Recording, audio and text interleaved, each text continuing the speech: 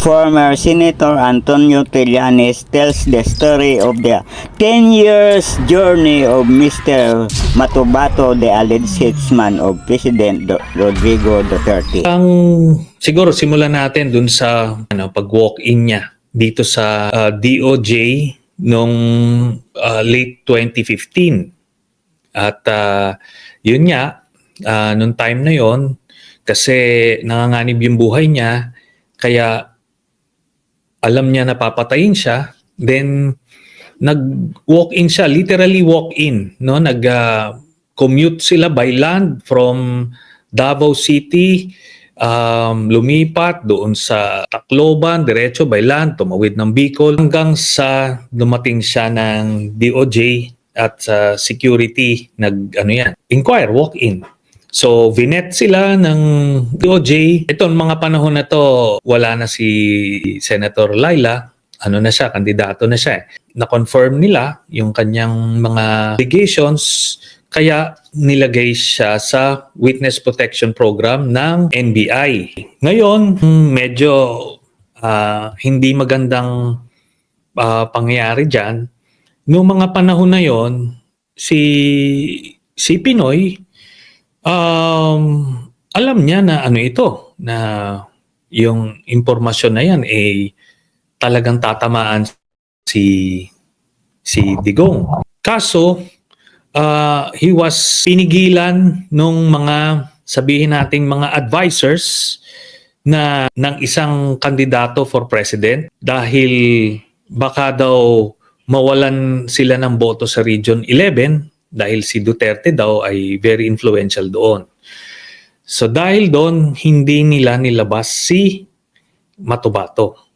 And that time, hindi kasi kandidato si Matubato. Hindi kandidato si Duterte rather. Assumption nila, gagawin nilang siya yung pinakang supporter doon sa Region 11, endorser. So noong mga panahon na yan, hindi naman gaanong si Pinoy, no? After niya na lang nalaman yung ganyan situation. Anyway, so hindi nga nilabas. Tapos eventually itong si Duterte, pinatakbo ito, no? Hinayaan tumakbo kahit na supposed to be disqualified na siya kasi mali-mali nga yung kanyang application form, di ba? Yung COMELEC was supposed to decide na i-disqualify ito. Kaso may mga magagaling na naman ng advisors nitong isang presidential candidate na sinabing hayaan daw tumakbo para daw mabawasan ng boto si Senator Grace Poe, who was at that time leading. So dalawang mga desisyon na palpak. No, but eventually nanalo si Duterte. Nalaman ko na ganun nga yung ginawa ni President Aquino nung presidente na si Duterte, pero hindi pa nag-a-assume Bato ay nasa NBI. Kaya inano niya, may inutusan siya na isang trusted official niya na ilipat yung custody. Tapos naganap siya ng paglilipatan, naganap siya ng isang senior member ng Catholic Church na kakilala niya at pumayag naman kaagad. No? Kaya doon mo rin makikita yung nature ng Catholic Church regardless nung kung ano man yung mga kakulangan niya or flaws, but still as a refuge ginagampanan niya. So kinupkop, nilipat. Tapos, yun na nga, nag-assume na si Duterte as president.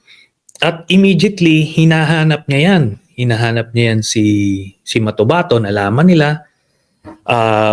Ngayon, nung mga panahon na yon, nag-file na si Senator Laila de Lima ng resolution to investigate yung EJK.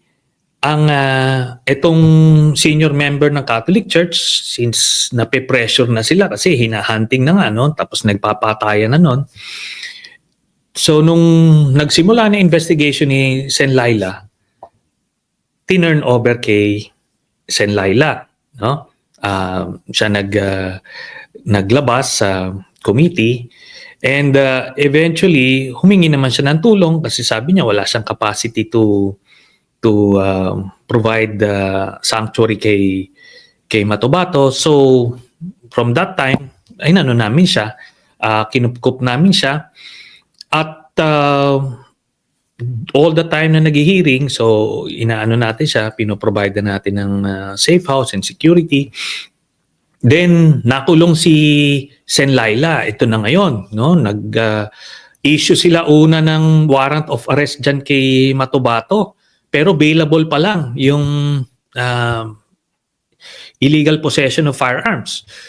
So nag-ano tayo, we were forced to turn him over temporarily habang nagpo-post siya ng bail. Kasi yun na, no, ano nila yan, pretext para ma-hunting. So dinurn over namin sa custodial center para habang inaantay yung bail. Then eventually nakuha yung bail. Nung pagkuha ng bail, nakatago siya ulit. Then eventually naglabas ng warrant na non-bailable for kidnapping.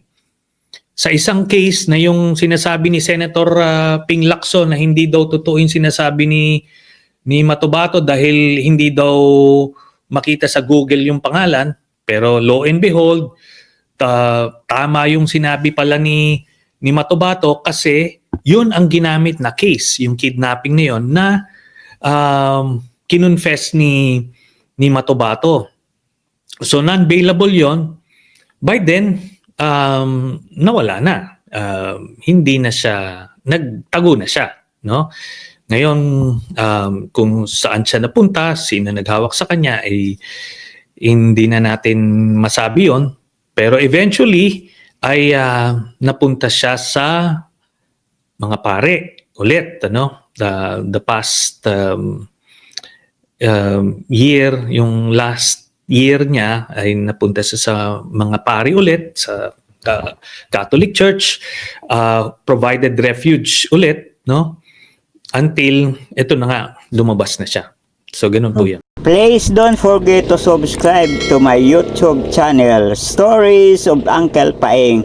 Comment, like, and share, and thank you for watching. Have a nice day.